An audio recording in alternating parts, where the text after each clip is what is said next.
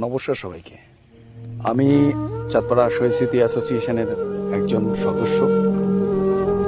আপনারা হয়তো দেখেছিলেন আগের দুটো পার্ট দেখেছিলেন।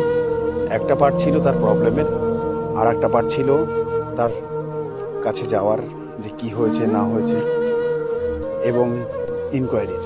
আর এখন যেটা দেখছেন এটা হচ্ছে তার সলিউশন, যে তার পাশে আমরা দাঁড়াতে পৌঁছে গেছি।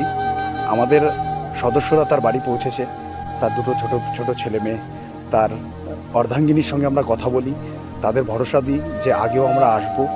তার হাতে আমরা কিছু অর্থ, কিছু হাজার টাকা কিছু আমরা তুলে দিই, আর তার সঙ্গে আমরা কথা বলি, তার মুখে হাসি ফোটানোর চেষ্টা করি। আমরা জানি না আগে পরে আমরা কি করতে পারবো, কিন্তু আমরা এটা আশা রাখি যদি আপনারা আমাদের সঙ্গে থাকেন আমরা অবশ্যই অনেক মানুষের পাশে দাঁড়াতে পারবো, অনেক কিছু করতে পারবো।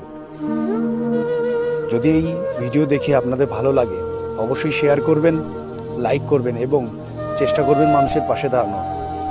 মানুষের সেবা করতে গেলে হয়তো কোনো ইউনিফর্ম বা কোনো কিছু হওয়া লাগে না, আপনি বাড়ি বসেও লোকের হেল্প করতে পারেন। হয়তো আমার কথাগুলো সঠিক হচ্ছে না, কিন্তু যতটুকু পেরেছি আমরা ততটুকু বলছি আর ততটুকু করার চেষ্টা করছি।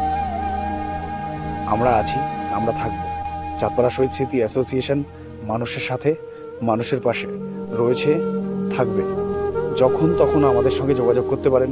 আমাদের ছেলেরা সর্বত্র সর্ব জায়গায় ছড়িয়ে আছে, শুধু আমাদের চাঁদপাড়া বলে নয়, এই সংস্থার সঙ্গে গোপালনগর থেকে শুরু করে, বনগাঁ থেকে শুরু করে, কলকাতার থেকে শুরু করে সকল জায়গার ছেলেরা এর সঙ্গে যুক্ত আছে।